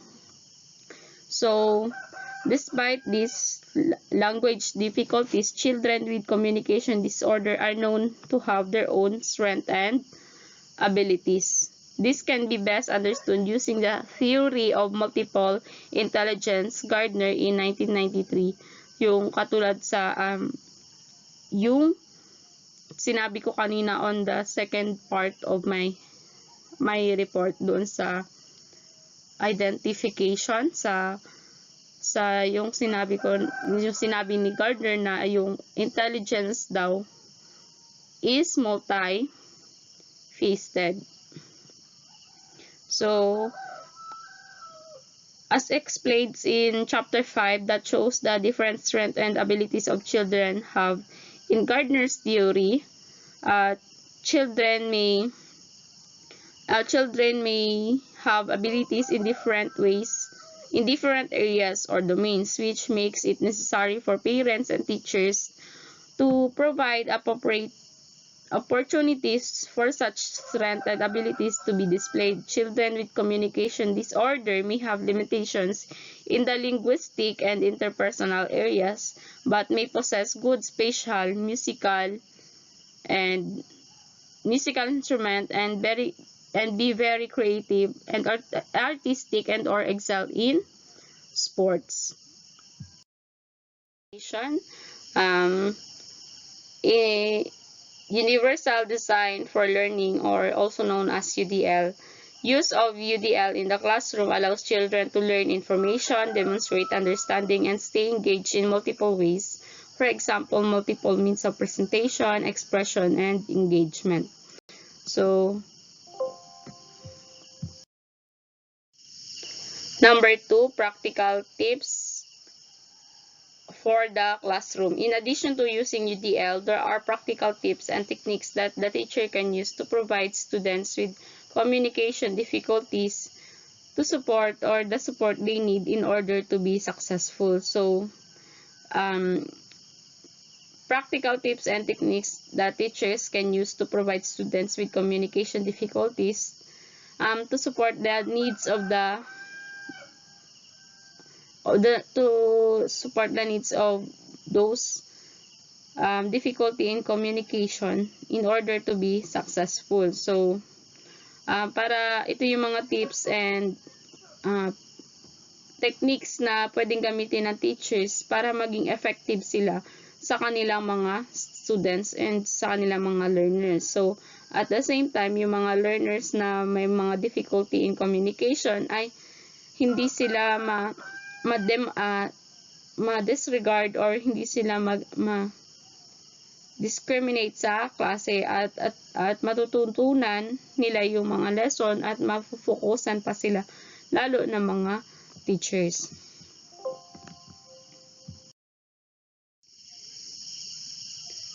Universal Design for Learning, or UDL, allows children to learn information, demonstrate, understand, and stay engaged in multiple ways. Example, multiple means of presentation, expression, and engagement. Teaching and learning practices as well as assessment should be presented in different modalities. Example of this is visual, auditory, kinesthetic, motor, and or tactile.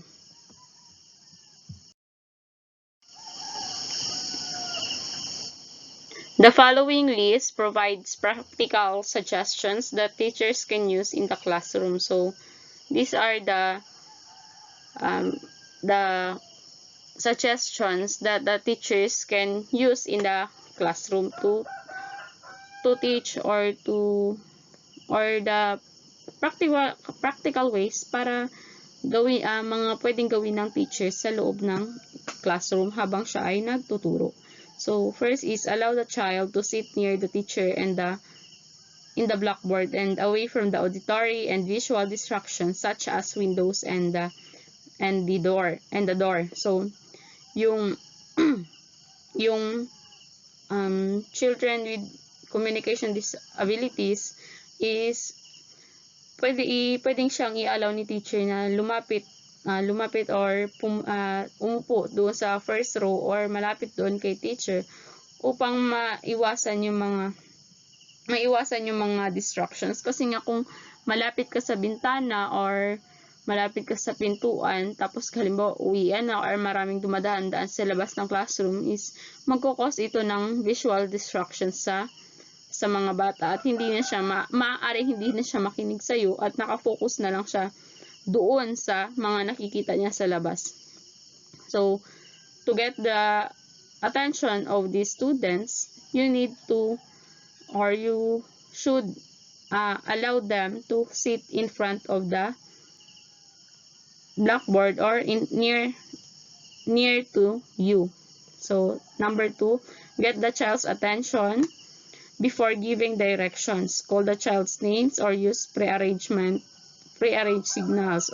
For example, tap the table or hand on the shoulder to help the child focus and listen to the direction. So, para naman makuha mo yung attention ng bata, you should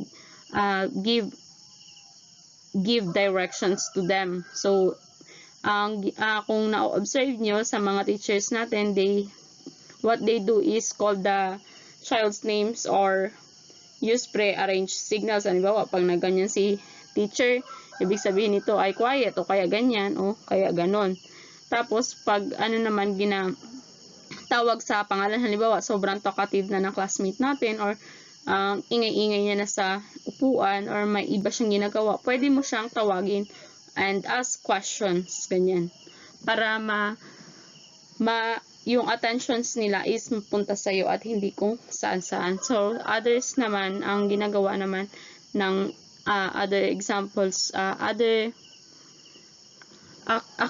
tips naman na ginagawa ng teachers is tapping the table or the hand on the shoulder ng bata. Yung nilalagay dito sa balikat or nilalapitan ng guro yung estudyante. At doon, nafe-feel ng students na ay, si teacher lumapit, makinig ako kasi nga baka mamaya tawagin ako, hindi ako makasagot or patayuin ako. Yan yung number 2.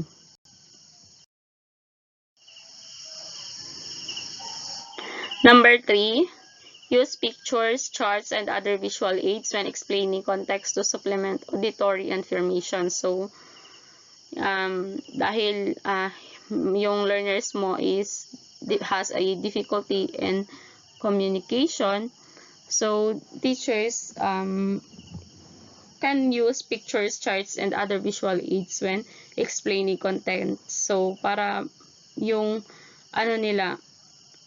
para yung attention nila is nandoon lang at na-attract sila kasi nga yung pictures, charts mo is maganda yung pagkakagawa mo or creative kang teacher at so that yung pag-explain mo ng lessons is maganda at smooth. Number 4 is speak slowly and clearly without exaggerating speech. So teachers should not exaggerate. Kung kanina nabanggit ko na rin to doon sa hearing impairment na yung exaggerating too much words is not necessary in explaining or teaching students who has disabilities. So, speak slowly lang and clearly para mas maunawaan ng bata. Kasi kung nag-exaggerate ka ay mas lalo silang hindi nila maintindihan yung mga sinasabi mo. So, number 5, simplify directions into short steps. Break down multi-steps directions and give each one at a time of just repeating each one. So, in this naman, simplify directions. Kung haba yung directions, padaliin mo.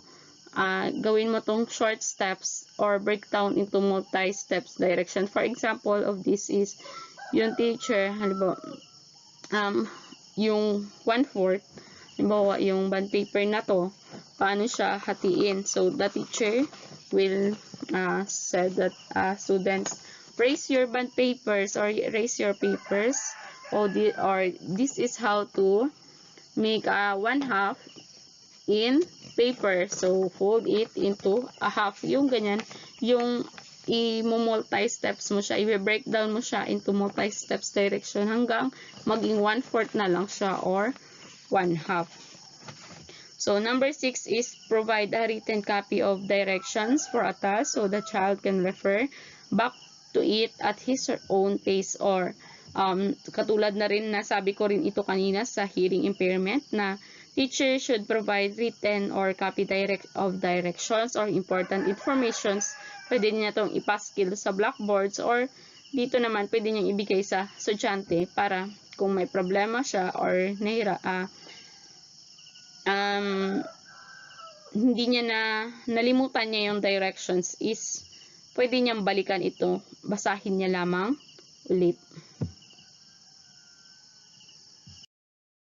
Number 7, use of gestures to clarify information. So, yung body gestures, hand gestures natin is nakaka-clarify din siya ng information para sa mga bata. Kasi minsan, natin to na-express natin yung gusto nating sabihin sa using hand gestures or body gestures. Number 8, use peer-mediated instruction so that peers without difficulties can serve as language models and learning buddies. So, kanina, na-mention din ito sa hearing impairment, yung use peer-mediated instructions or body ng mga learners na mayroong difficulties sa hearing impairment, hearing, and dito naman is sa language models and learning bodies para magkaroon sila ng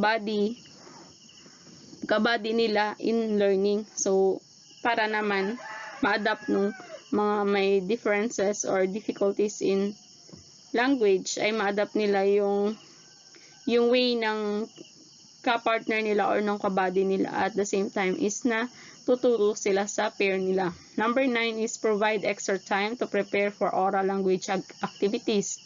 Do not call children with communication difficulty disorders to recite first in class. Call others, typically developing children with first to serve as language models. So, number 9, teachers should provide extra time to prepare for oral language activities. Ibig sabihin, halimbawa may oral recitations, or for example, you announce that, okay class, tomorrow or next meeting, I will discuss this report and I will ask questions. So, be prepared and read advance to our lesson. Ganyan yung gagawin ng teacher. And so, pag when the time comes na yung the schedule comes na yung nagkaroon na ng oral recitation during the class, during class discussion, is you will not call those students who has difficulties or disorder. Try to ask first yung mga estudyante na walang problema sa kanila para hindi mahirapan yung learners with difficulties, at the same time magiging serve as language models nila yon. Ibig sabihin parang magiging clues nila yung mga yung mga nauna sa kanila, at hindi sila mag-i-struggle pa. Ganun. Parang hindi sila ma-starstruck. So, number 10, model correct language forms and use appropriate wait times. So, 3 to 5 seconds or more to give the child to think and respond. So, katulad kanina, doon sa language difficulty in hearing, ay yung binibigyan mo ng oras yung estudyante mo para sumagot sa questions, and you are patiently waiting to his or her questions, or to his or her response. Dito naman is aantayin mo, wait ka rin ng 3 to 5 seconds to give child to think and respond sa iyong tinanong din. So, halos same lang din sila or similar. 11, explicitly teach vocabulary that is needed in the learning context to promote better comprehension. So, vocabulary. So, for example, this is when I remember when I'm elementary, my teacher always gave vocabulary words a day. Halimbawa, in a vocabulary words for the day is beautiful. Ganyan. You will use those words in a sentence, tapos gagamitin mo siya in write beautiful in 1 to 3 sentences. Halimbawa, number 1, today is beautiful, a wonderful day, I feel beautiful, ganyan. So, that is number 11. So, finally, we reached the number 5, learners with difficulty moving or walking. Definition of difficulties in moving or walking. So, when a child has difficulty moving and or walking, the physical domain and development are affected. So, what is physical domain? This domain involves the senses. At what are those domains? Domains involves the senses, taste, touch, sight, smell, hearing, and proprioception, or bodily awareness of an orientation in space. Gross motor skills or major movements involving large muscles, and fine motor skills involving small muscles, and particularly in the fingers and hands. So there are examples of physical disability. First one is development coordination disorder, or also known as dyspraxia. Second is stereotypic movement disorder. Third is tics. And the fourth one is cerebral palsy. So what are these examples of physical disability? What are the meanings of this physical disability? Developmental coordination disorder, or also known as dyspraxia, is a condition affecting physical or coordination. It causes a child to perform less well than expected in daily activities for their age and appear to move clumsily. According to DSM-5, American Psychiatric Association 2013 refers to the significant and persistent deficits in coordinated motor skills that are significantly below expected typical development. So, yung development coordination disorder or dyspraxia, ito yung mga learners or students na clumsy sila kung gumalaw at yung performance level nila is less sa average nila. For example, yung 5 years old student is dapat maliksi na siya, magalaw, at yung parang they always move around at napakagulo na nila. Samantalang ito dito sa developmental coordination disorder or dyspraxia is clumsy sila kung gumalaw, lagi silang natutumba, ganyan, tapos yung parang napaka-fragile nila kung gumalaw. We have here stereotypic movement disorder.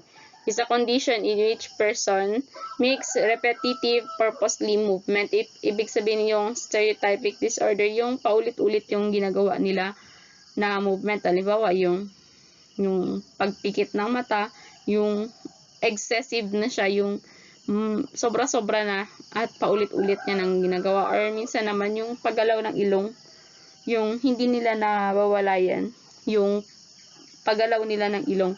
May sa artista, meron akong napanood yung si Luis Manzano. Para yung stereotypic movement disorder kasi para rin siyang mannerism, yung madalas mo siyang gawin na hindi mo napapansin na ginagawa mo pala. Yung kanya kasing ginagawa is kinukuha niya yung itong damit niya na to, tapos ginaganyan-ganyan niya sa kanyang ilong na hindi niya namamalayan. At madalas minuto lang yung pagganyan niya, maya-maya gumagano na naman siya. Yun yung stereotypic movement disorder. Tics naman, ito yung are sudden twitches, movements, or sounds that people do repeatedly. People who have tics cannot stop their body from doing these things. So, yung kung sa TikTok or TikTok app, napapanood nyo ito, there are tics people na nagti-TikTok sila and they share their disorder or kung ano yung tics na nararanasan nila. Yung for now, calm lang sila, maya yung bigla na silang nagtutwitch, may mga gano-gano na movement, tapos nagsasounds na sila na hindi nila makontrol, tapos wala silang control, tapos paulit-ulit yung sinasabi nila minsan doon, yung nagaganyan-ganyan, tapos may unnecessary movement and twitches na sila. So wala silang control sa ganun. Cerebral palsy naman, or also known as CP, is a group of disorder that affect a person's ability to move and maintain balance and postures. The term plygeia, from the Greek word meaning to strike, is used with prefix that indicate the location of limb movement. So, yung cerebral palsy naman, ito yung these persons has a ability to move and maintain balance and posture. Ito yung yung naglalakad, nakakaya nilang tumayo ng sarili nila, kaya nilang gumalaw ng parang normal pa rin sila, pero yun nga lang may mga movements sila na hindi ayos. Halimbawa, yung kamay nila nakaganyan. Tapos pero nakakagalaw pa rin sila, or nakaka-move, or nakakalakad-lakad pa rin sila. So, there are classification of cerebral palsy. The classification of cerebral palsy is monoplegia, hemiplegia, triplegia, quadriplegia, diplegia, double hemiplegia. So, the description of monoplegia is only one limb is affected, upper or lower. So, limb, saan ba yung limb natin? Doon siya affected, upper or lower daw. So, hemiplegia naman is two limbs on the same side of the affected, of the body affected. Triplegia is three limbs are affected, from the word triple, triplegia. Quadruple naman is four limbs, both arms and legs are affected. Movement on the trunk and face may also be impaired. So, diplegia, legs are affected, less severe involvement of the arms. Double hemiplegia is impairment primarily involves the arm, less severe involvement of the legs. Those are the classification of cerebral palsy. So, next, let us proceed to identification. Difficulties or delays in fine or gross motor movements. So, it is a lifelong condition that makes it is hard to learn motor skills and coordination. It's not a learning disorder, but it can impact learning. Kids with DCD struggle with physical tasks and activities they need to do both in and out of school. So, learners who struggle with physical tasks and activities, they need to do both in and out school. So, if the teachers will focus on teaching them so that their physical yung impact ng learning ay ma-retain sa kanila. So, sa school at sa bahay, ibig sabihin, binibigyan ng teacher ng mga assignment or activities pa rin na pwede niyang gawin sa bahay. The signs of developmental coordination disorder. The developmental stage is, you can observe it during the early childhood and the school age. So, the sign is difficulty in tying shoelaces, buttoning using spoon and fork, and getting dressed, problems in jumping, skipping and catching and kicking a ball, a higher tendency to bump into things, to fall over or to drop things. Those are the signs that you can observe during the early childhood development coordination disorder. So, next is the school age, is where the child is going to school. The difficulties in early childhood become more pronounced. So, ibig sabihin yung sa early childhood is kung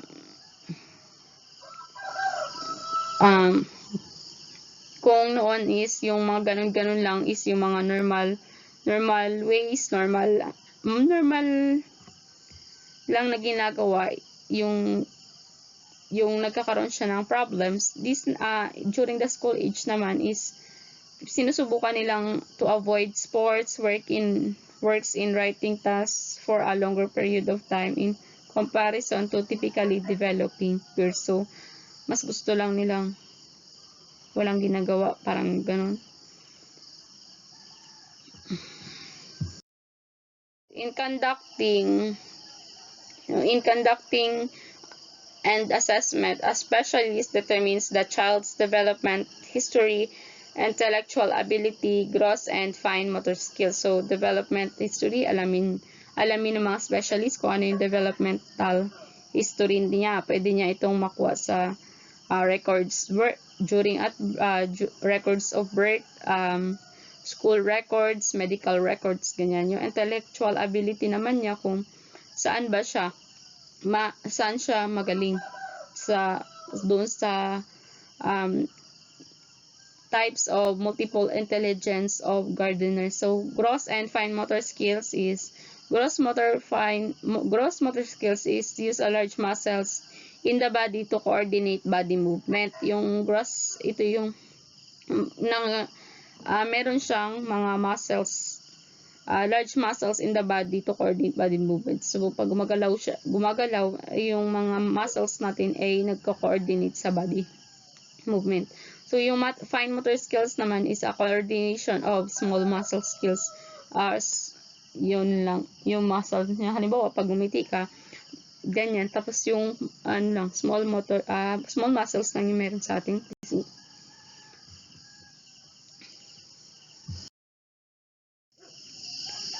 So why there is a need for assessment? To check the child's balance, sensitivity to touch, and performance in other gross and fine motor skills, to analyze the child's oral and motor coordinations. So there are two types why evaluators need to check or to assess these students. The two things why is the strength and flexibility. By palpating muscles, bulk, and textures, assessing flexibility of joints and other quality and intensity of graphs. Motor planning is which includes observing functional fine and gross motor skills and determining hand dominance or lack thereof. Peak movement disorder is similar steps are followed in the identification of the presence of stereotypic movement in disorder, or also known as SMD, among children. Typically, developing children may display stereotypic movements or behavior, often referred as to stereotypies. Between ages 2 and 5, as well as children with other neurological conditions such as autism spectrum disorder and other developmental disabilities. Because of this, specialists clarify SMD as primary when it occurs in an otherwise typically developing child, or secondary if it exists alongside other neurological disorders, according to Valentin et al. 2019. So there are two classifications of stereotypic movement disorder. First is the primary or non-autistic motor stereotypes. These movements usually appear in the first 3 years of child life, often continue through primary motor stereotypes are fairly common. The cause is unknown. So, yung secondary motor strategies naman occur in children who have developmental problems. For example, a child with autism, mental retardation, vision or hearing impairments. In such cases, where behavioral or neurological disorder has been diagnosed, the movements called secondary motor skills. Motor difficulties and disabilities are known to significantly affect a child's ability to perform daily activities, which include memory, perceptions, and processing, planning, carrying out coordinated movements. Speech may also be affected, as motor control is needed in articulation and production. Moreover, developmental coordination disorder also affect psychological functioning, as children report to have lower levels of self-efficacy and competence in physical and social domains. experiences more symptoms of being depressed and anxious, as well as displays externalizing behaviors. Children with stereotypic movement disorder also tend to have low self-esteem and have been reported to be withdrawn. On the other hand, a range of strengths needs to be acknowledged in every child with disability. Students with motor movements disorder may excel in other areas of intelligence that are not controlled by motor functions. They may have adequate intelligence, creativity, and language skills depending on the severity of disorder and the presence of supportive adult. In fact, some children and adults who are physically handicapped or have cerebral palsy have learned to paint with their mouths or feet to compensate for the rigid limbs and have done so successfully. Some children may do well in logical thinking and comprehension and even in writing using assistive technology. Hence, for children with motor difficulties and disabilities, support systems are needed to ensure that they are given equal opportunities to assess learning experiences in school alongside their typical developing peers. So, first and foremost, children with motor difficulties and disabilities need primary intervention with specialists such as physical and occupational therapists. These professionals are responsible for setting goals in motor development, planning, and mobility, as well as in providing teachers and others with information about the child's physical condition, limitations, and abilities. Kirk et al. 2015. Physical accessibility of a school and classroom to children with motor difficulty disability is essential. Ramps and elevators for school with multiple levels of buildings is necessary, as well as provisions of wheelchairs. Providing such structures and supporting ensure that children with motor difficulties disability would be able to access as well as move around the classroom safely. The type of accommodations given will always be relative to the strength and abilities and difficulties of the child. For a child with development coordination or stereotypic movement disorder who struggles or is unable to write but has adequate articulation and language skills, he or she may benefit from being given accommodations in the way understanding is demonstrated. For example, response. Some of the recommendations for a child with such a profile may include the following: assigning an adult or appear to be scribble when accomplishing written tasks may be option, and number 2, being given a pencil or pen grip and different sizes diameter for a pencil for those who for those with poor fine motor control. So that's the first. The children with motor difficulties and disabilities need primarily intervention.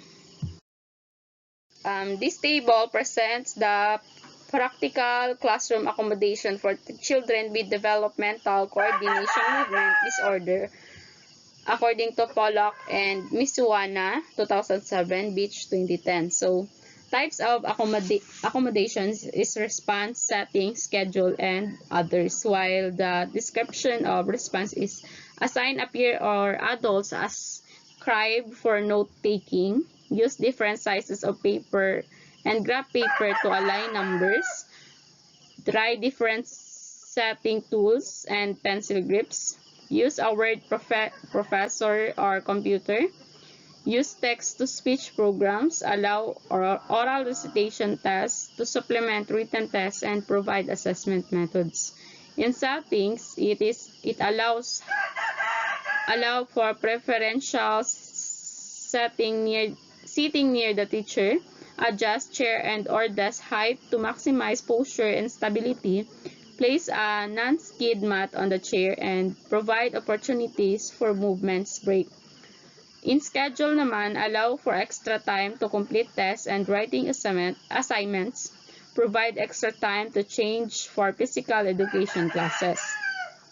And others, for photocopy notes and homework reminders for the child, allow to take e-photos of notes and homeworks reminders, give advance organizers before a lesson or the lecture to lesson, or remove writing tasks, and send lectures handout via email. So those are the learners with additional needs, the 5 learners with additional needs. First is that learners who are gifted and talented. Second is learners with difficulty seeing. Third is learners with difficulty hearing. Fourth is learners with difficulty communicating. And 5 is learners with difficulty in moving or walking. So that's all my report, and the continuation of my report will be reported by Jeffrey Latube. So before I end my discussion or my video report I want to leave this quote: your present circumstances don't determine where you can go, they merely determine where you start. So by Nido Kibin. So thank you for listening, and if there is any other questions you might ask me, or you can just PM me if there is clarification to my lesson. So that's all for my video presentation, and goodbye.